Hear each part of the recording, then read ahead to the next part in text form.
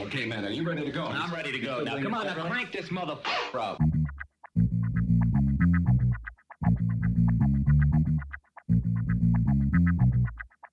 Break it down like this.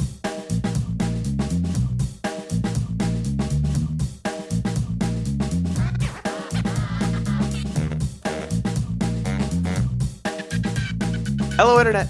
Gino, that from Guino Greco here again with another episode of Deep Listens. And today we are going to be discussing Final Fantasy Final Bar Line, or Theatrhythm, Final Fantasy Final Bar Line. It's a Final Fantasy game about music, and the music that you all love. Joining me, as always, to discuss all things Final Fantasy, one Chris ZombiePie Redacted. How you doing? I'm doing all right. I'm here to talk about music as someone who was so bad at band class that I did band class for all of my middle school and then 3 years of high school. And I caused my own music teacher to turn pale when I admitted something in my final year of band class. I didn't know how to read sheet music. I just gotten through the entire system. My elementary school teacher didn't want me to teach how to read sheet music, and was like, "Yeah, don't worry, that's something more for like middle school. Just make it sound good." Then I got into middle school. My middle school music teacher was like, "So I expect you all to do to that. You've already done all of the intermediate work for reading sheet music. So we're just going to jump into this music. So tune yourselves, and I'll come back in about 10 minutes and we'll play this music." It's like I don't know how to read this. What are all these dots? And then I got to high school and I kept doing band and I still didn't know how to read sheet music. So you were basically Charlie Day from It's Always Sunny? Completely based off of tone and thinking that I was the hottest Context shit, and I really wasn't. Just context clues. Well, good news. Theatrhythm Final Fantasy Final Bar Line does not care about your inability to read sheet music. Joining me also, as always, to talk about Final Fantasy games, one Jeff Rud. How you doing, Jeff? I'm good. I learned how to read sheet music around the same time that ZP, I guess, didn't. And I have to ask. I'll go run down my list. I played trombone, I played tuba, I played baritone on occasion, and then at the end of high school, I was a percussionist, and I wound up playing timpani and bass drum and bells. ZP, what instrument did you not play? I thought it only has 3 buttons, therefore it must be the easiest instrument, so I played trumpet. Yeah. It's got 3 buttons. It must be the easiest instrument to learn. Was it? No. I played the clarinet for a little Squidward. bit. And they tried to get me to play some sort of large brass instrument for a little, and then I joined the choir. Okay. Do, re, mi, fa, sol, la, ti. Give me your dulcet tones, Gino. But I did have a bit of a conundrum because I wanted to play drums in elementary school. And they had auditions for drums, which, wouldn't you know it, the kids who owned drum sets and took drum lessons beat the people who didn't own drum sets and didn't have drum lessons. So I argued to the teacher, it seems unfair that the people who can afford to pay for drums get to learn how to play drums in school, whereas the kids who otherwise would get no exposure to drums cannot learn in school. And they said, that's tough. Get a drum set and a drum teacher. Which I thought was a little rude. Okay, so I don't think this is going to be an especially long episode. So I have to ask, before you do the plugs, Gino, Jeff and I have to have a talk. Something happened over the weekend that I need to talk to Jeff about. Okay. How many times is Takayasu going to break our fucking hearts this way? Because god damn it. That's just his job. It's okay. Every single goddamn time. I think this man doesn't have another shot. Like the last one was the last shot. This is it. That was his best shot. And then he pulls it together every other boss show. And I have hope. I pray for him. I pray to Trebsis and Spaghetti God and Cthulhu. And none of them listen. And then he loses in the last match. And then we're back into the cycle again. Is this How does this keep wrestling? happening, Jeff? Is this wrestling but sumo? Sumo wrestling. Okay. Yeah. Yeah, I mean, like, look, it's as someone who wants to celebrate diversity in sport, I think anytime a not Japanese national is showing any sort of prominence in that sport is good. Takayasu is a Japanese national, but he is part Filipino, so he's your Pinoy boy. He's your Hapa dude. He's best shame known he for lost. being very hirsute, let's say. Yeah. On the other hand, Ono Sato being like, 13 years old or something, like that's a pretty insane story, and it's probably good for the health of the sport that there is like someone who is that young accomplishing that much that quickly, because they're probably going to be able to ride him fiscally for a while. So it's probably cynically, it's a rising tide getting the boats up kind of thing, I guess. However, I had hope, Jeff. I thought this was going to be it. Oh, sure. I mean, I never don't want Takayasu to win. But I've Gino is very confused right now. Tell me on this man. Is it just So Takayasu is a man who was like Jeff said, part of the reason why we root for him is because he is part Japanese rather than all Mongolian or all Japanese, which seems to be the two types of sumo wrestlers you get. Yeah. Takayasu also was, for a very long time, an Ozeki without getting a promotion, but justifiably stayed at Ozeki. He only got bumped out of Ozeki because he had a horrible injury during the pandemic. And I think when I started to really root for him was he basically destroyed his body, right, Jeff? During one of those boss shows where they didn't have any people there, so there was like no audience members. It was a completely empty studio, so it's just him screaming in agony and pain after he like completely shredded his ACL, I think it was. It was one of the bad ones to tear, and like we're talking about gentlemen who are not small either, so these injuries tend to build up over time. And but the story with Takayasu has always been he gets very close. He goes on these really good win streaks, and then he always fucks it up in the last 2 days.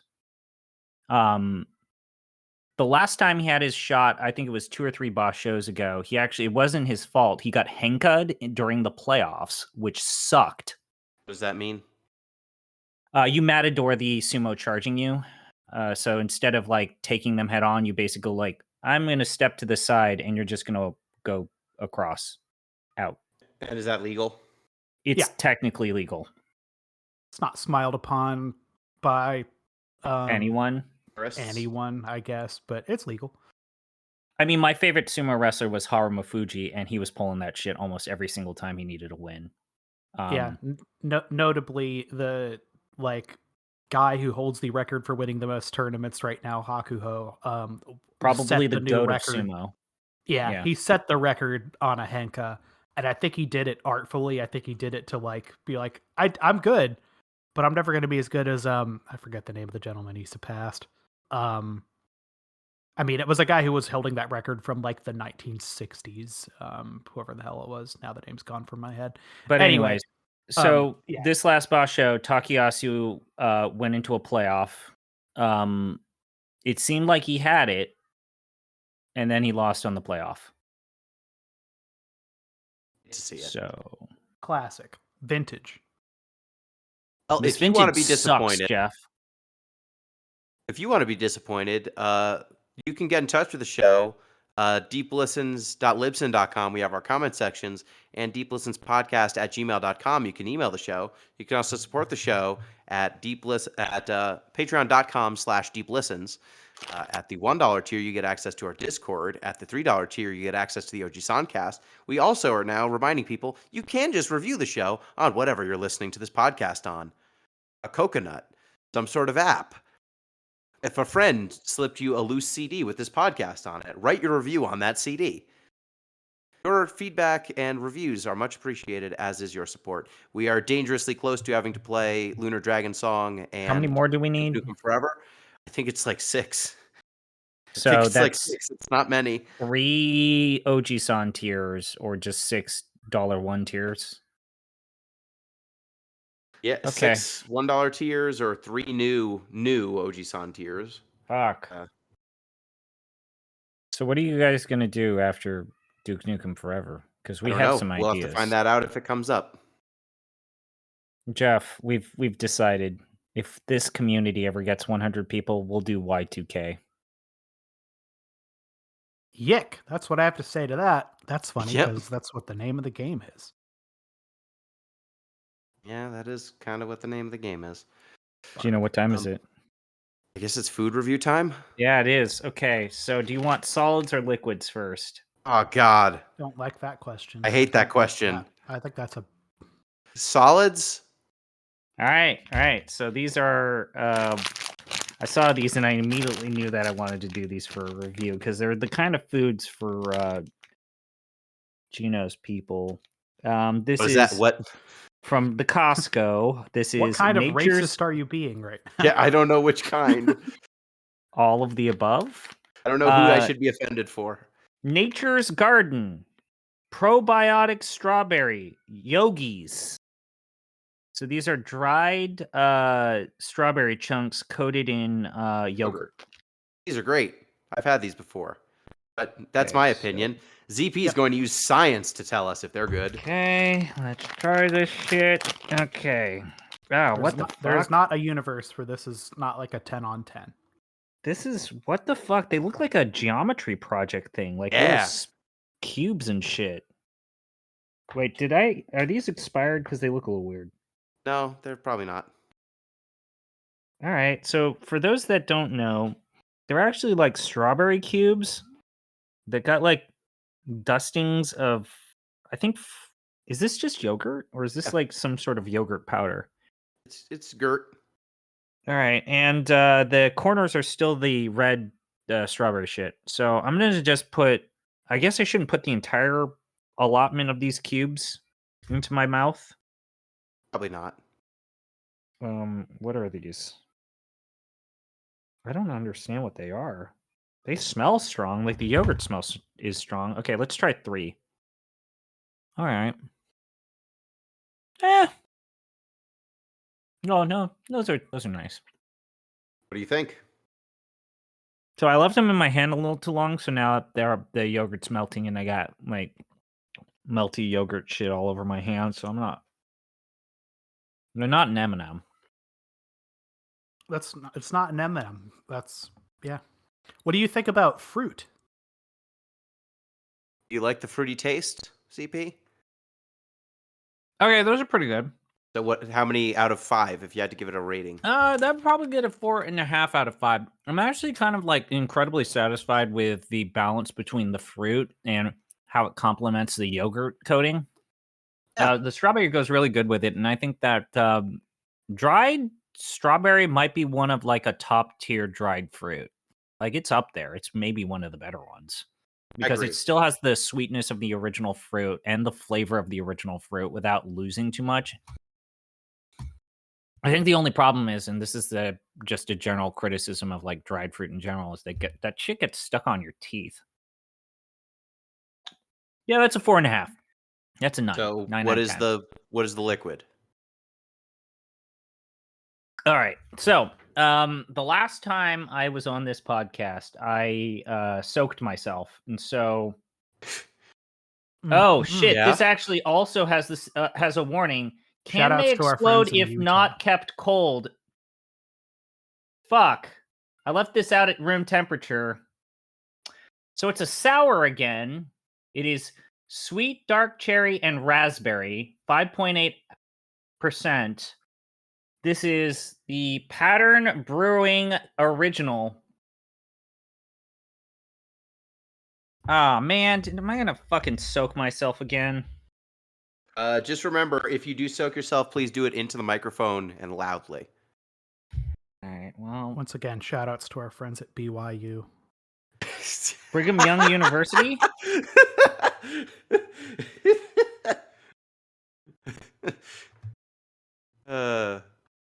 So what is this again, ZP? What is this thing that might explode on you? It's a sour. Right. Sour So beer. I fucking didn't refrigerate this shit. So nope. We're just gonna go with that.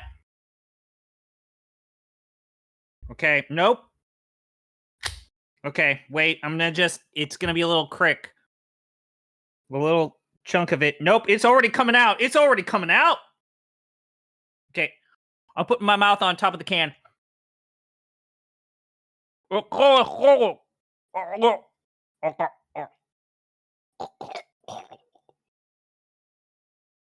Okay. Jeff, do you think we can clip "It's coming out, it's coming out"? I'm putting my mouth on top of and then just stop there, and then Okay. cut, and then the Okay. sounds. Let's try that. Let's try the sweet dark cherry raspberry sour. You, dear listener at Ooh. home, have an audio file that you can clip however you so choose. This is a show about Final Fantasy. It is. Oh, this is good. Oh, this is tangy too. It tastes like an alcoholic fruit roll-up, but with much more sour tang to it. I like this. This is great. How does it compare to Tang, the astronaut drink?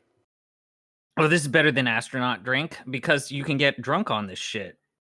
And I will. Because I fucking love you. Okay. Well, let's talk about Final Fantasy now. Unless, Jeff, you want to do something terrible. You know, I don't have a handy Canadian candy item, so. Okay. In that case, let's roll. just discuss Final Fantasy. Final Fantasy, Theatrhythm, Final Fantasy Final Bar Line. Jeff, I feel like you are probably the resident Theatrhythm theatric fanatic. I don't know what you would call a Theatrhythm fan. You're probably the resident fan of Theatrhythm. What is Theatrhythm? Well, Gino. So these are this is a sub series of Final Fantasy, and they's rhythm games. The first two were on the Nintendo 3DS. Perhaps you've heard of it. It is a it's a dead platform. It's dead now. Yeah, They it's turned that basically store dead. off. Nintendo turned the store off, therefore it's basically dead. Yeah. Two games there. Several years after the second one came out, this title, Theatrhythm Final Bar Line, got announced for what the PlayStation 4 and the Switch, which means it's like grandfathered into being a PS5 game as well. Yeah, this series is about tap into music. Now, here is Jeff's old man yells at cloud, I guess, version of rhythm game stuff. I love a rhythm game. I've loved them for more than half my life. I started playing Guitar Hero when I was probably about 2005, 2006 when it drifted into my life, really. This is a genre that is older than Guitar Hero. I don't want to say definitively like what the first one of these was, but you know, you could point to a Simon Says and say that some of the concepts of that, you know, handheld device from the 70s kind of apply here. Tell me how you feel about Guitar Freaks, Jeff. Yeah, so you wind up with Guitar Freaks. You can talk about your Unjammer Lammies and your Parappas, the Rappers, and Taiko Drum Master, etc. These are games about hitting buttons of some stripe, along with visual or audio cues. That's the real, to really boil it down, that's what's going on here. So, what are you hitting? You know, in a taiko drum game in an arcade, it's a big fake taiko drum, and you've got, you know, your sticks, and it's all very cool. The sort of rock band Guitar Hero inflicted stuff, you got your Fisher-Price instruments, got a Fisher-Price drum, you're singing into a microphone. This is of the big pile of rhythm games that doesn't require some external controller. As far as I know, it doesn't even really support any other inputs natively. You could probably try to play this with a Rock Band controller, I guess, on like a PS4, but I don't know why you would. Rhythm games live and die by their music. They really do. Unless the instruments are just absolutely shit. See that Rock Revolution game. These games are games where you click buttons along to music from Final Fantasy. Now, I don't know if you've been paying attention to this show for the last 5 years, but these games have really good music, and they have for about 40 years now. So, what if I told you that these are meticulously crafted love letters to some of the best video game music that has ever been written? Your response to that should be, where do I go buy this, good sir? And I would say you go type in store.playstation.com and just buy it. Just buy it right now. It's fucking incredible. That said, there is a little bit of difference between these games. We could talk a little bit about that. We're kind of mostly focused on Final Bar Line right now. This one's pretty good. I just don't think it's as good as the 3DS games, and I can talk about why if you'd like. This is that is going to be the core thing. I don't know, Gino, if you played the 3DS version of Theatrhythm. I did not. I think, however, you can probably figure out why Jeff and I feel like, as good as this was on the Switch for me, I played the Switch version. Same. Playing this game with a touchscreen and a stylus is still probably the best way to play it. Okay, so those who have only played Switch or the PS5 version, PS4 version, is the difference that you are tapping and swiping with the stylus and following the green lines with the stylus? Especially for those, like, the holds are just hold the stylus in the spot, and then, like, there are the times where you just move the stylus, swipe it left and right to do those motions. And it is just a more seamless, and the actual line that you follow is genuinely more assistive to you being able to do all of the commands with a level of precision. The Switch gets close. I don't know how things were 100% using analog stick movement with the PlayStation version, but the only thing that kind of sort of gets there, I don't know how Jeff feels, is maybe the arcade game, but even that one, the weird, like, joystick stuff there is not quite as precise as using a stylus on a touchscreen. So this is where I say that when I started playing Theatrhythm Final Fantasy Curtain Call on the 3DS, I poked around with the stylus for about 5 minutes, and I said, to hell with that, and started playing button and analog stick, and have never, ever, ever looked back. I think the stylus tap control stuff is for the birds. So why did you like it? It's incredibly easy. You'll give me that, Jeff. I prefer the simple motion of clicking a button. I think holding a thumb over a button, because you're not holding it over the button. You're literally sitting there kind of static, and there's like a little bit of throw, as opposed to the full motion of bopping your wrist like up and down again. That's just like a repetitive stress injury waiting to happen. My question was more, why did you like the 3DS version more if you did not enjoy the touch controls? So here is the thing. It's less to do with any control specific thing, because like, and we'll talk a little bit about like what you're mechanically doing during these songs. It's more with how this game is like structured. Because I think the way this game doles out its content and its quests is kind of silly compared to what the 3DS game did, which was kind of... Oh yeah, the level progression is much more straightforward. I'd agree with that, Jeff. Yeah, a little more straightforward, a little more flexible.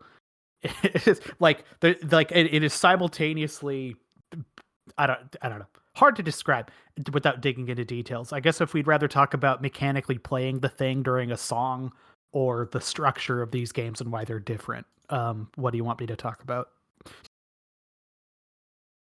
I could go either direction. Structurally, what is different about it? So how does it give out songs in the 3DS version? In Final Fantasy Curtain Call, Theatrhythm Final Fantasy Curtain Call. It's a long fucking kind of dumb name. You would go on these quests, and the quests would be a sequence of songs that were kind of randomly pulled out of a hat. And there would occasionally be little forks that'd be like, hey, would you rather do an airship song or a fight song? And you would just go either direction on the map, and it would just feed you one of those. And then there's also the option to be like, hey, I just want to go pick songs. And you could just go do that too. Like they're all kind of available. This game does that too, in the sense that you can just go into a separate discrete mode and just say, hey, I want to play Battle on Big Bridge. Let me do that now. And the game goes, cool, here you go. But the mission mode of this game, the ostensible story of it is Quest medleys. And the way those are structured are you will select a Final Fantasy game and you will perseverate within that Final Fantasy game until they give you a digital key to go unlock another game. Now, they put that key, and this is a smart move, I would say, about a third of the way through most of these quest lines. Yeah, usually about 4 songs. Yeah, like 3, 4, 5 songs. The by the way, the number of songs in these games varies like dramatically. Sure does. Yeah. I think for the worse, but anyway. So you're in a position where you are stuck in a game. You get to play like 5 Final Fantasy 4 songs before you can play, a series of like 5 Final Fantasy 9 songs for the quote unquote quest part of the game. Not to cause you to stop, Jeff, it's kind of important to talk about the 3 different categories of songs, because this deals with like the level progression in particular. There are essentially 3 different types of songs. They're broken into 3 categories: a battle music stage, a field music stage, and then an event music stage. You can maybe sort of claim that the bosses are their own category, but I think they're technically event music stages. Yeah. You start with a battle stage, then a field stage, and then oscillate to a battle stage again, or maybe to an event. And so you're going through visually on the screen, even random encounters with enemies as you're transitioning from one screen or one event to the next, or one type of music to the next. And in order to complete this quest, you are opting into generally 2 battle music phases and 2 field music phases before an event, or sometimes just one of the each, and then the third song is the final event. That's usually how it starts in the very beginning. And before playing a quest, you need to arrange your 4-person party from the unlocked characters that you have, the DLC characters that you paid for, or the characters that you've unlocked in completing previous quest lines. Yes. And everyone has their own level, statistics, HP, attack, even though some of them have different types and abilities. And the quests themselves are shown... Well, this is actually how it works in Curtain Call. The quests are shown as chaos maps with different levels, lengths, and difficulties. And so there might be just a couple of FMSs or field music stages or battle music stages, and then the final event. There might be a lot more. Yeah. So my response to everything you said, which is literally true, is as someone who has played, I'm going to wager, I don't know, 250 hours of these games specifically, the difference between the types of songs, it pretty well evaporated for me at a certain point. And I look at them the same way you'd look at like, a series of crunches. Like the meaningful gameplay part of this is, again, the mechanically playing the song and building parties to I'm gonna sidestep slightly here. There was a discussion on a Remap podcast somewhat recently about the NCAA football game and talking about college football in general. And one of the things about college football as compared to pro football is pro football is built for like parity, and college football is super not. It is up until like NIL stuff and people being able to just kind of like move around.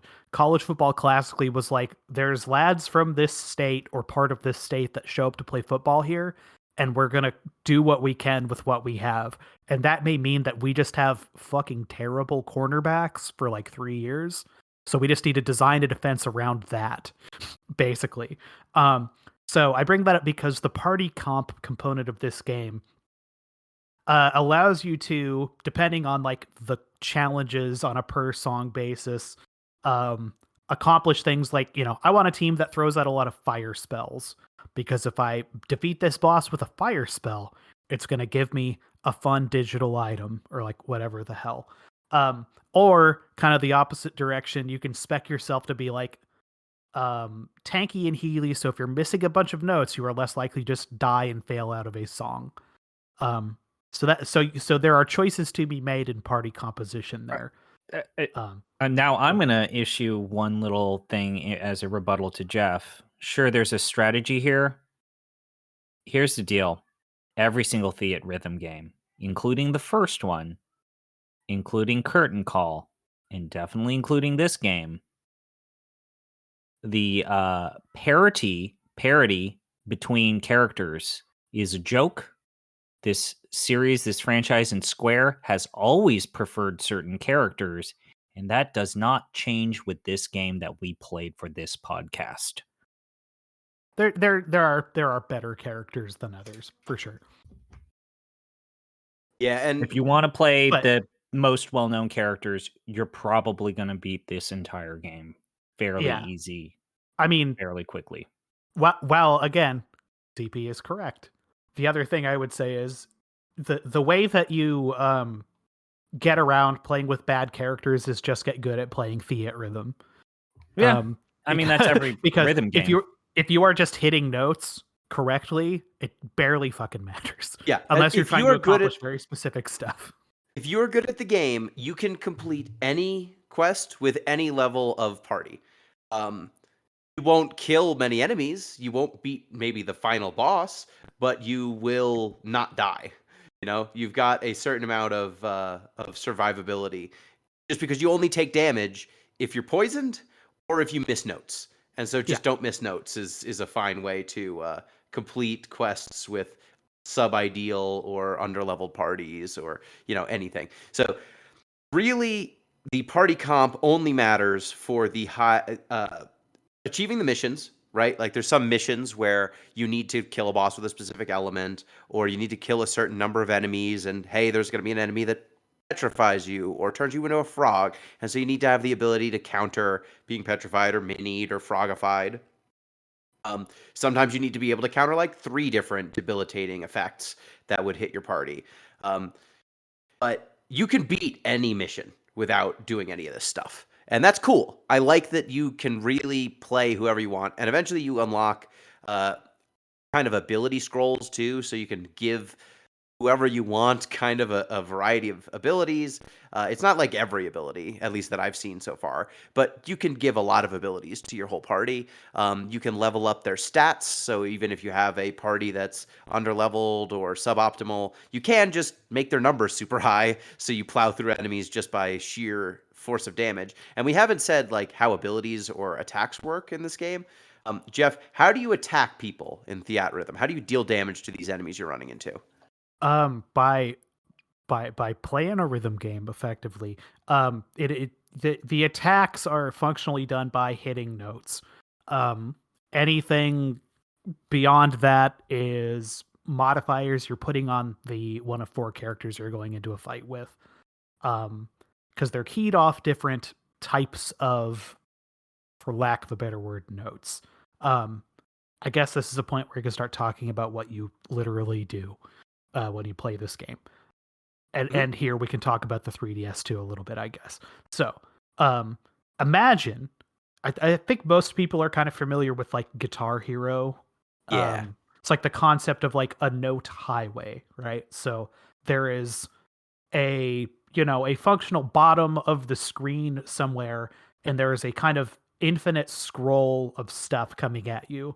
And your job is to press buttons or do analog stick inputs at the moment that these notes, little orbs, they're little circles in this game, come into contact with in this case a vertical bar that's like very clearly indicated. So if a circle is scrolling left to right, this game scrolls left to right, and it sort of hits this little crossbar of yours.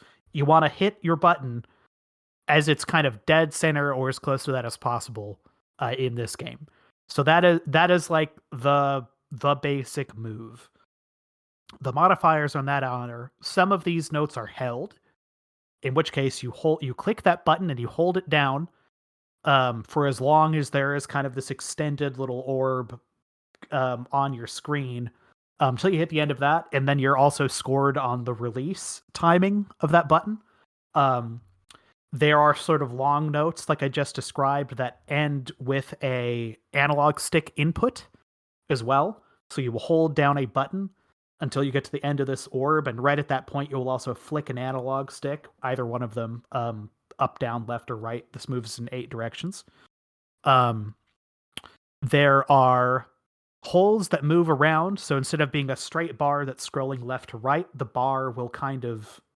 Up and I'm using down. bar and note kind of interchangeably here, but stick with me. Yeah, it'll kind of make a little snake pattern, and your job there is to use the analog stick to more or less track the motion. What I'll say is I play this game on whatever the 3rd tier difficulty is most of the time.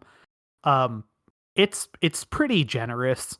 This is the thing about the 3DS version too, is I always found, like, if you're looking at the sort of squiggly patterns that they trace in different songs, I'm like, how the hell am I going to keep up with that? The game's pretty generous. It's kind of like, hey, if this is scrolling up, you don't need to, like... It doesn't really detect the difference that much between, like, the analog stick is 3% pushed up versus 7%. It's a little more like you need to be kind of moving it up or down. So don't sweat those too much. But yeah, you kind of follow those along with the D-pad, or excuse me, analog stick, and then release. And then there's just straight up analog stick input. So instead of a button press, there'll be an orb that has a direction on it, and that is just flick the analog stick in a direction. So that is everything that was in the 3DS games, and that is everything that is in this game. The big addition, the big crazy addition in this game is simultaneous input stuff. Yep. And I don't like it. Exploitative DLC, but Yeah, well, hey, we'll get there too. But yeah, so every once in a while, a song will put two, like a chord, let's call them in musical terms, where you need to hold down 2 buttons, and it is literally just 2 buttons. It's not choosy about which ones. It's a nice accessibility thing. Any button on the controller will do. So you need to hold those down and then release them simultaneously or not. Some of the most complicated stuff in this game will involve holding down one note for like an extended period of time while you have to like hammer a really complicated pattern on the other one and then alternate. So you're having to like hold down a chord and then release this button to hold this one to tap this and go back and forth. That's on the Switch, those took a little bit of practice for me to get, definitely. And yeah, that's I'm bad at that on a DualShock 4. Those are just kind of hard. Now, admittedly, you can bump the game down a difficulty or 2, similar as you can with like Guitar Hero, but there's only so much that the game's willing to like modify based off of the difficulty. Yeah, there is a way for you to have an easier, more cozy experience. And you can play, so there's simple, which is very simple. Mhm. Expert, which is the 2nd tier of difficulty. That's usually what I play the harder songs on. I tend to play the battle songs in Expert, and then I do the 3rd tier of difficulty for some of the navigation levels because they tend to be a little bit more forgiving and slower songs. It's like your and then I overworld map kind of stuff. Yeah, the overworld map stuff. And I do appreciate that, you know, the simple, you are skipping a lot of notes, you know, in terms of notes that are in the song versus notes where you have to hit a button. In Expert, you're hitting a decent, I would say probably like 70%, but they're skipping the hardest ones, you know, the ones where you might have to press like, you know, if they play a note 4 times in a row, maybe they just make you click and hold, or, you know, you hit it twice instead of 4 times. And then when you get to the 3rd tier of difficulty, you're pretty much hitting a button for every time a note happens. You're holding something down every time there's a chord being played and sustained. There'll be 2 button presses simultaneously if there's a chord. You know, they'll have you hold a long note and then hit a button at the same time because there's a long note being held in the song, and there are also maybe is another instrument playing a second, you know, important, significant note at the same time. Did either of you play any of the tier 4 difficulty stuff? I've played a couple, and Just a few. They're ragged. They're absolutely ragged. That's what I would say. It reminds me of the Jeff, what was the name of it? That Guitar Hero game clone that claimed to like actually teach you how to play a real guitar. What was that game called? Um, the band rock. Oh god damn it! You know what I'm Rock- talking about, though, right? Rocksmith. Rocksmith. that's it, Rocksmith, yeah. So it felt a lot like that, where you genuinely need to not necessarily have an understanding of like music theory, but you need to understand how the music is structured in order to really be successful with that mode. Like you have to Yeah. understand how the transitions works, and you need to not just know how to play the songs, but you need to understand how to set yourself up to make the transitions from one chord to the next. And I just Yeah. that's where I tap out. Yeah, I can hang for a while on a couple of the supreme difficulty ones, but I usually don't bother. I do that. That I third don't tier think that does the me just fine. reward for doing that stuff either is all that great. Yeah, I mean, there's functional. The reward is we'll talk about some of the Progression the notion of stuff. extrinsic rewards in this game or whatever. But there's functionally no reward. Like there's kind It's of just not. being able to claim stuff, and Yeah, in theory, it would be being able to claim that you have a higher score than your friends. In theory, yeah. It's a bummer. But yeah, that is what you do. As we said, there's a lot of difficulty options. There's also just some difficulty, like just sort of meta settings. You can, I think, just flat out disable the like dual input stuff in one of the sort of modes in this game. So if the idea of I want something where I can tap along to, again, like, you know, I like Final Fantasy IX and want to hear all of those songs. I think that sounds very fun. This game will meet you where you are at and let you do that. And if you are not super confident playing complicated rhythm games, you don't need to be. It can kind of go down to you. It can also go up to you. And I think that is neat and good. Yeah. Yeah, and I really appreciate there's a lot of difficulty levels you can play around with. You can make it as easy or as hard as you want. It also has a 2-player mode that's very cool. Like it kind of splits the notes up between 2 controllers so that you can play with a friend, which is pretty cool. You can also do that as a single player if you wanted to, and then it breaks up the 2 controllers, each kind of having half of the notes. Whereas normally, if you're playing single player, you can hit any button or any analog stick. So that's a way to change things up if you want to. Every time you complete a mission, you're getting rhythmia, which is just this constant progression, right? Like there's any song you play is giving you some kind of progression. So you feel like you're getting something out of it, even if you're just replaying a song. Sorry.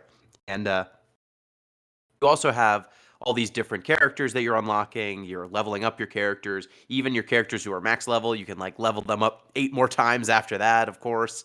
So you can just have these super powerful teams.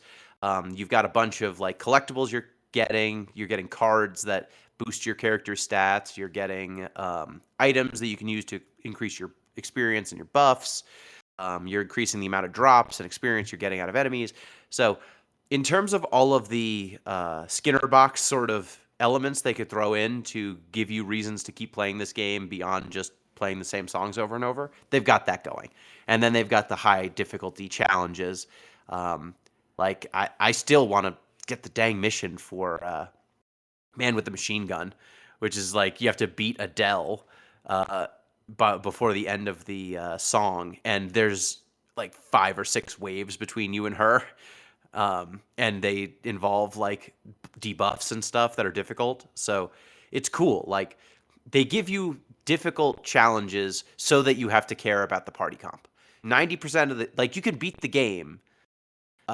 You beat every song with whatever party you want. But if you want to do all those challenge missions, you're going to need to have to care about the party comp at least a little bit. And I think that's cool. Yeah. It's like, you know, there's some of the missions in these kind of quest lines that we've talked about are just as simple as, hey, play with Squall in your party, or, you know, beat this boss with, again, kind of like a type of elemental magic. And then some of them are like, hey, you need to get 6 treasure chests to drop when you go through this song that's 2 minutes long. It's like, okay, that is something that doesn't just happen in this game when you defeat enemies. So you need to like, build out a character who's good at making random drops appear like every time you fight Zidane. something and that kind of stuff. Or Yeah. Zidane. yeah, or you have the characters that encourage those drops, or you're just so good you just speed through it so as that you're going to get the minimum. But there's a Yeah. motivation to play the songs not just competently but quickly. Let's Yeah, just it's cool say, that right? like, hey, use Rosa for Rosa's theme. That's a mission. Or Yeah. it might be you're fighting the four fiends with Battle with the Four Fiends from Final Fantasy IV, and your goal is to defeat Golbez at the end. And you have to go through all four of the fiends to do it. And each of the fiends have their own like debilitating debuff that if you aren't prepared for them, will just slow you down enough so that you can't get to Golbez, which is cool. Like in party comp matters, which is not something I expected as someone who this is my first Theatrhythm game. But there's I Yeah. guess stuff to that- care about. So I'm gonna start saying like really mean things about this game really soon. But before I do that, I kind of want to just get your because Chris, it sounds like you've played this or Yep. are familiar with this game a little bit. Gino, you're new to this and you didn't own a 3DS, is my understanding. Correct. How are you taking this in? What's your thoughts? I really enjoy this game. It is a nice like 5-10 minutes. Maybe I'll play a song or two. They have the daily hits that give you a bonus when you do them, and those are fun. So I'm enjoying that. I've unlocked all the songs for the games I care about. So now I am just deciding, hey, do I want to play 15? Do I want to unlock songs from 3? Like some of these games that I don't care as much about. But I do appreciate that they've got songs from like almost everything you'd want. They even have Mystic Quest in this thing, which is good because Mystic Quest has good music. But they've got like Mystic Quest, Crystal Chronicles, the extended universe Final Fantasy VII stuff. They've got all the 13s. They've got Chocobo's Mystery Dungeon to some extent. Like a bunch of weird side games made the cut. And then, should we talk about the DLC? Yeah, this is where we and by we I mean me mostly. I'm gonna start Yeah, to I feel like say there are a couple of mean things I want to things. talk about before we get to the DLC. Fair enough. What you got?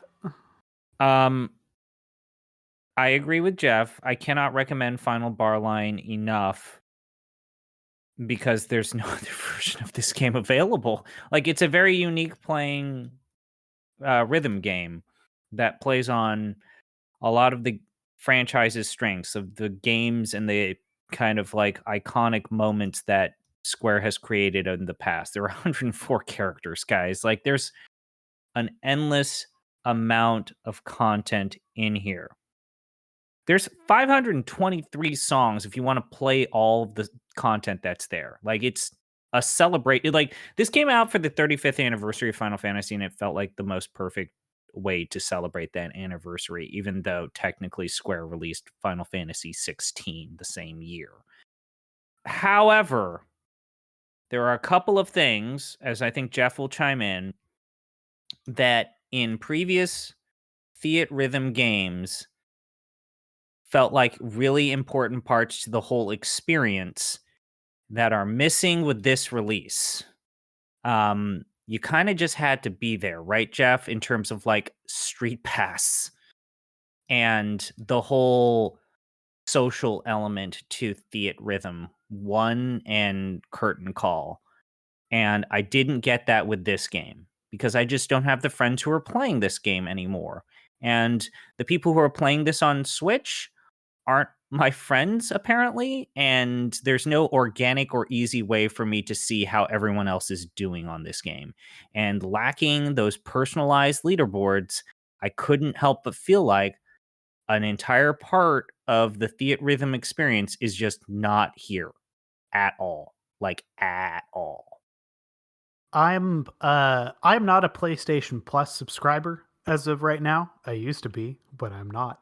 And I mean, so I am aware that there's a certain amount of PlayStation feature that I am just not getting as a result of that. But my recollection of playing this game when it came out is about the same, which is I don't recall there being, and I looked around in the UI and couldn't find it now anyway, any sort of like leaderboard competitive component to this at all.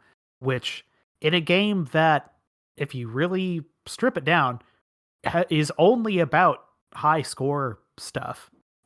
Like it is about the intrinsic reward of getting to play Final Fantasy songs and hear them. And this game does have just a music player too, so it's like if you wanted to just rip fucking songs like a maniac, this is a way to do that, I guess. There's that, but like imagine, like we've have members of the Giant Bomb community that are very good at this game, and I would love to compare scores with them, to say nothing of just comparing them with you guys, and that is not even an option. There's an online multiplayer mode that is competitive, which has some sort of friend collect a profile card, sort of weird feature stuff, but it feels really lacking that there's not like a sort of online leaderboard component to this, because it's so obvious. Especially considering that all of those higher difficulties that give you additional greater opportunities to boost your score up. It's like, I'm getting this higher score for nothing. Like, really? Like, there's no real motivation other than to personally brag to someone that I am closer next to. It's like, hey, look at this huge score I got. It's bigger than yours, but I can't like very easily compare that. And what's especially frustrating is that this version of the games has the series quest system, which like actually requires a level of strategy that brings just this kind of extra layer of challenge, especially for people who've played previous versions of Theatrhythm.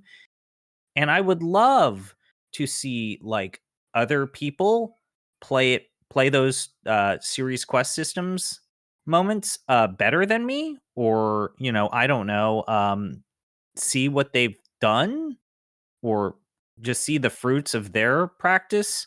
You can't do that, like, at all. Bizarre. Yeah, Absolutely bizarre that they've added in all of these new modes, all of these new like ways to make the systems, or like reward more, get more. Like, oh, what was your party?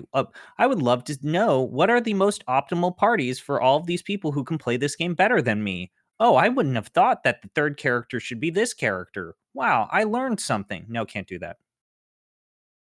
So there is that component, and I think that is honestly huge and like sort of dings the longevity prospects of this game, outside of its, again, just kind of intrinsic this music sure is good factor. And then there's the manner in which they have sold this thing, which I think gets to not literal criminality, but metaphorical criminality. It drives me nuts. So Jeff, what are the 3 ways you can purchase this game from the store if you're just buying the game? We know rhythm games have DLC. Yeah. Right? Yeah, that ship sailed a long time ago, so like I'm not trying to roll back the clock 20 years on that. I actually need to refresh myself. I'll say right now, everything's on sale. This is very topical. We'll get to why that might be a good time to maybe jump in. So there is the base game, and that game contains many songs from many games, and it is a fine thing on its own. And then there is a digital deluxe version of this game, which contains everything from the base game, one of the season passes, but not all of them. And this is the part that pisses me off specifically. A special selection of 27 additional music tracks. Yeah. Which only available with that tier. Yeah. And here's the thing, right? Who fucking who, right? The base game's got like a gajillion, like I don't remember the top. You said the number earlier. It's a lot. It's an extraordinary amount of content, okay? One of the songs locked behind here is like To Xanarkand, like the piano song at the opening of Final Fantasy X. Yeah. They locked, like, I think Eyes on Me is one of them. Eyes on Me and Melodies of Life are also locked there. So anything that was like an original song with lyrics is locked in that tier. Steki Dane. from 10 And look, to Xanarkand, the Mate- 10-1, like the most Yeah. essential iconic songs from each game, almost. Yeah. And like I am somewhat sympathetic that maybe there's some licensing fee that get like Yeah, I probably. don't know. I don't For really singers. care. Yeah, it doesn't The matter. idea, yeah, like I think breaking that off into its own weird, because here's the thing, it's not DLC. It's not like you can buy the base game and then if you didn't have because now I can't even see the price on this because I own it. But I mean that this was sold at retail for I don't remember. Now I Okay, can't so even see the that 'cause I digital, own the it. 50? regular version is $49.99. All of these Okay. games are currently half off. Yeah. The digital deluxe version with those, like again, you don't get the Xanarkand's theme or Eyes Yeah. on Me or Melodies of Life without this version is $80. And Yeah. if you want to do the premium deluxe version, which has like other Square songs Yeah. that are not Final Fantasy properties, so you actually get It's an it's insane amount of yeah. Saga music, It's all the Live a DLC Live that and they've ever Nier, released. Yeah. and then it's the Chrono series, Octopath, the Mana games in there. There's even like Xenogears tracks in there. And some I think the like one thing that's remix not albums. Yeah, the one thing that's not included in the 3 season passes is the Final Fantasy 16 stuff that they've added. They actually separate re-added purchase the still. 16 stuff to the premium deluxe You edition. get that now. Oh, Yeah, you get okay. it. But if that's not on sale, Jeff, that's $100. You do get with the $80 one, you do get DLC beyond those songs, but you need to Yeah. get the $80 or $100 version to get the songs that you remember, right? Like many of the most iconic songs from these games, which is a bummer. Now, it's a lot of content, right? Like at $80, it is not the worst. It's not egregious. It's not a crime, right? Like you can play this game for a lot of time. Oh, yeah. So I am not particularly upset about it now that I've played more. I don't love it. I would prefer if the game just had all the content and they just gave it to me, right? But that is not in the offerings. And since it's not in the offerings, I can deal. But it's pretty egregious at its face, you know? You need to buy the $80. The $80 version is the version that will have the stuff you remember. Yeah. And shame on me for rewarding this behavior because I wasn't not gonna. I paid the $80 for this game, and I shouldn't have done it. I really shouldn't have. But God damn it! God damn God it! damn it! To we're Xanarkand's part of the problem. hell of a thing. So I think that's I think that was a tacky decision, and it remains a tacky decision that is only allayed by the idea that right now you can spend $50 and have all of this stuff. That I think is actually $50 American. I don't have the Canadian PlayStation Store. Sony's stupid about region stuff. I'll talk about it later. But yeah, I think that is actually a fair price for this product. I think when you roll in all of that shit, because that is like hundreds of hours. I don't like just a stupendous amount of game to play. I think that the issue that we've already kind of hit on is it's a lot of game to play, but like for what? Like if you aren't motivated by just hearing these songs, having something to click along to, and kind of self-improvement, I guess.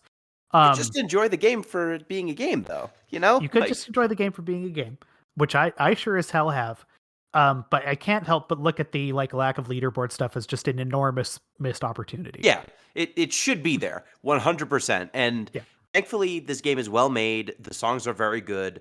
There's enough depth to the characters that you would want to try different combinations. I wish there was a leaderboard for those who want it, but at least the game is well made enough that it's worth playing unto itself, right? Like, why did people play Pac-Man?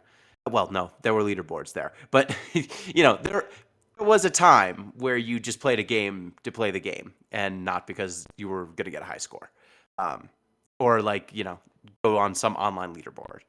And I don't want to discount that as a motivation. A game can just be fun. Yeah. I don't know, Jeff. Like, we've been following this series for a while. It's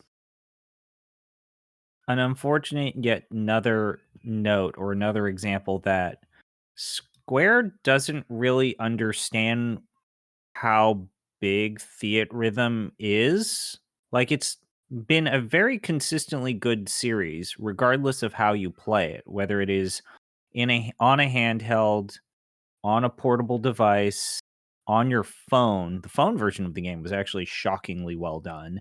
In an arcade, on a console, and yet they never really have fully committed to making Theatrhythm widely or easily available. Almost like, yeah, we'll put it out. It's the Final Fantasy. It's the second B Final Fantasy game we want this year. Whatever. It's just put it out. I mean, it's on the Switch. like I don't know how much more you could make a game available than putting it on the PlayStation. I mean, considering 4 that and they've the already Switch. put out all of those Kingdom Hearts games on Steam, like, you might as well pull the trigger and just put it on fucking PC. So I think the one reason that this is not on Steam is really music licensing, and that's it. Because as soon as that's on Steam, people will be ripping all these songs out.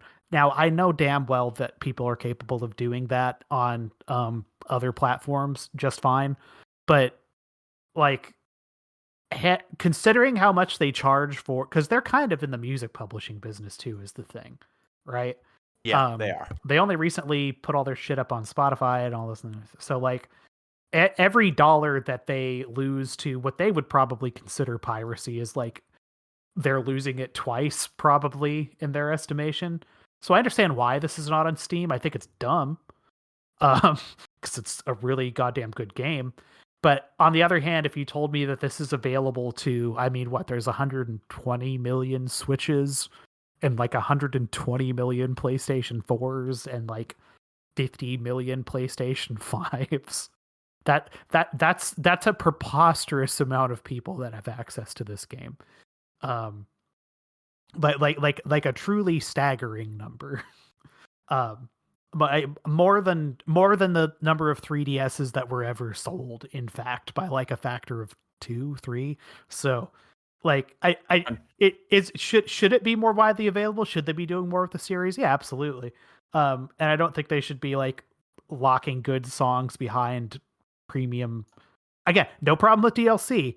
The issue was these 27 songs are never going to be DLC. They are just fuck you, the songs. To correct you very briefly, Jeff, Sure. I know that you didn't mean this. This is only on the PS4. This is still not available on the PS5. It's not back compatible or whatever Nope. the hell? Nope. Really? Nope. How does that work? It's only PS4. No, I have it on PS5. Oh, you have to buy it through the PS4 store. You can't buy it's it the on same. PS5. Yeah, they're the same. They're the same store. Yeah, it is the same way that if I look for 360 games on an Xbox One, they just show up. I bought it on the regular I- PlayStation store. I think when they announced that this was going to be how things worked on the PS5, they named like half a dozen games that were not just going to work, and I think they shortly thereafter cleared up like 2 of them. So it is just functionally the PlayStation 4 store plus everything they're putting out on PS5. So there's no PS5 executable for this, but functionally it doesn't matter. Yeah, does not matter. I looked at it. I ended up buying the. I do think that Switch there are version, some but- weird there are some weird gaps to this fossil record, if anything. Like, good on them for having like Mystic Quest and even Mobius. Mobius Final Fantasy even has a couple of tracks here, but considering the fact that like Mystic Quest's one positive thing is the fact that it has a banging soundtrack, you know, you almost feel like they could have done more. I know that the Final Fantasy 14 people don't like how there's no Endwalker or Endwalker forward music. They stopped rolling in that stuff at a certain point. But I think that the weirdest absence is that they've got Tactics. They don't have any of the Tactics Advance music. And they don't have any of the later Crystal Chronicles music. So, like, There's a limit to the spin-off games that they're willing to cover. I mean, look, I played 80 hours of Tactics Advance. I know because I looked at a thing I wrote about kind of recently. You don't need Game Boy Advance music in here. You don't. What if they made the Game Boy Advance music good, and also Tactics Advance is not great.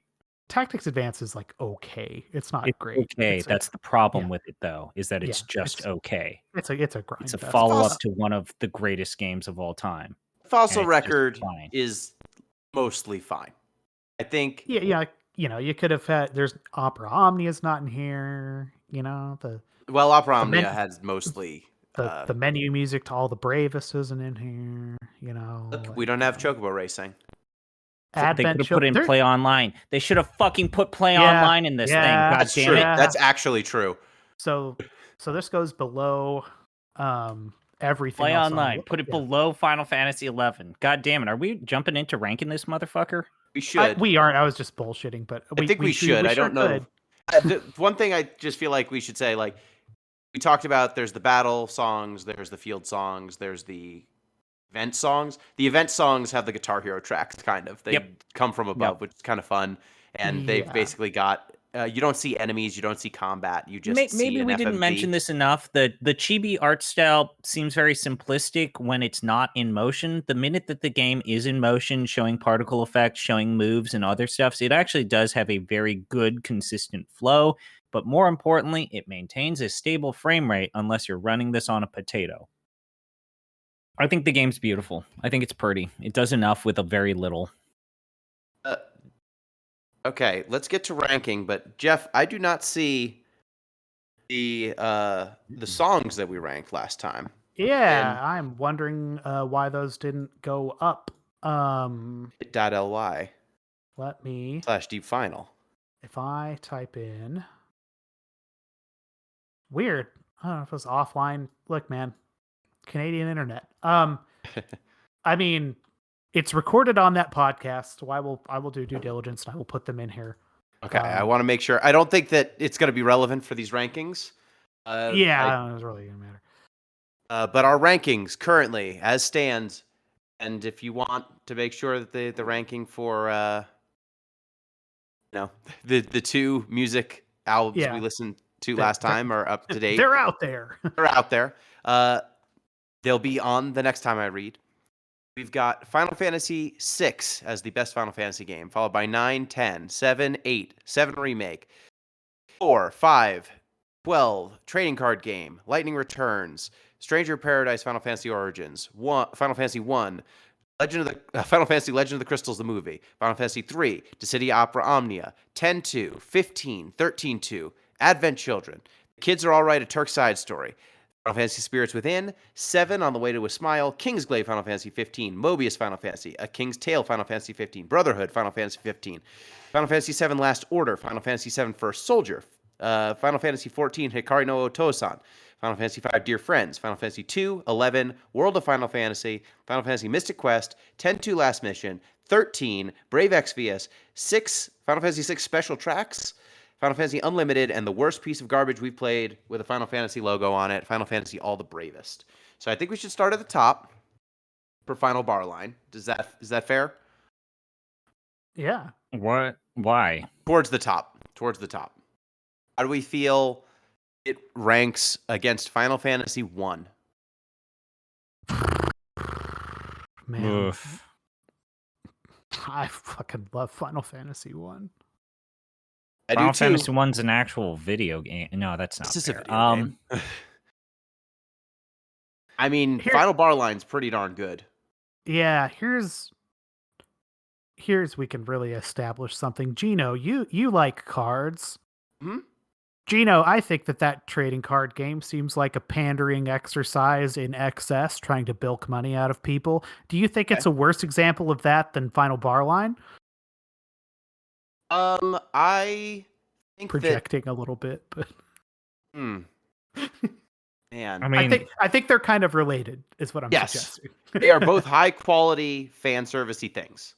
Yeah, meant to bilk people's money by playing at the most craven tendencies for collection and addiction, but also good games. Yeah, ultimately Well-made good. games. Kind of like a fun slot games. machine. It's more. Come on now. Here's what I'm gonna say. As someone who you could not you underpay unless you are literally going to like crucify my dog. Probably not going to play the trading card game with you. I think that game is better about being a social experience in the sense that you have to interact with people. And if I'm gonna ding Final Bar Line for something, there's such an incredible opportunity for interaction and leaderboards, and they just muff it. But like I don't know why they screw up something so obvious. I mean, I'm fine with putting this under the trading card game. I started even lower than the trading card game with 1. So, that's just it. I'm like, I think I would tick it above 1, right? and I love 1. I'd put What it about above Stranger Stranger Paradise? Paradise Okay, for above sure. that. And I think Lightning Returns is just too like, for as good as that game kind of is, I think it feels somewhat high on this board. It is. It's Even weird. though and we all agreed to put it there. So I'm like, if I put something above it, it's a market correction. I'm reasonably sure we put Celtic Moon into this crease too, but Yeah, it's in this zone. Um, Yeah, I think I would put it probably below the trading card, either just below or just above. I'm happy with either. I think it's a really well-made game. Like, I will play it a lot. I will continue to play it. It is probably my mobile game right now, and will be for the foreseeable future on my Switch. So, ZP, you want a tie break? Do you think it should be above the trading card game or below? I would play this before the trading card game, so I think the video game itself is better than the trading card game. I think that while it leads to fun situations for card perverts like yourself, Gino, I find the weird like best out of 3 or best out of instant match to be actually like, oh, I made one bad play and now this match is over. Bleh. Also, I Okay. wish that Burning Cards was as strong as it was during the first 3 opuses. Very fair. Okay, then let's put it right above the Final Fantasy trading card game. That works for me. What's above the Final Fantasy trading card game? 12. Final Fantasy 12. Yeah, this ain't better than 12. I'll put ain't that better than out 12. there. I'm not the biggest fan of 12, but no. Absolutely not. Jeff? oh yeah, no. Okay, so our new 10th best Final Fantasy product, Final Fantasy Theatrhythm Final Fantasy Final Bar Line. Congratulations. And that now means that ZP, I believe it is your turn to pick what game we play next. It is indeed my turn to pick. I've decided to not torture you, Gino. I had originally a game in mind that I thought would crush your spirit, but we've been through a lot, you and I. In fact, even you, Jeff. It's been a year, and it's only goddamn March. How the fuck is it only March? So I'm not going to pick the original game that I wanted to pick. Instead, as I've always said, there are good Final Fantasy games, there are bad Final Fantasy games, and then there are weird Final Fantasy games, and there are mediocre Final Fantasy games. And the only ones that I dread talking about on this podcast are the mediocre ones, the very sub-tier ones where it's like, oh, you were so close to greatness. Like I've don't think I've said this before, but I think the hardest I've had recording a podcast for us was doing 2 episodes of 15 because that game is fine, but talking about that game is no fucking fun.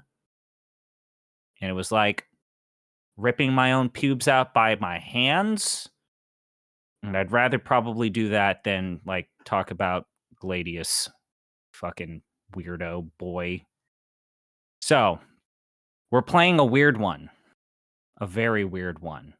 An abomination by some people, but an experiment with a very compelling, background story. We're going to have a lot to talk about. Today, I am going to pick Final Fantasy Type 0. What's Oh. happening?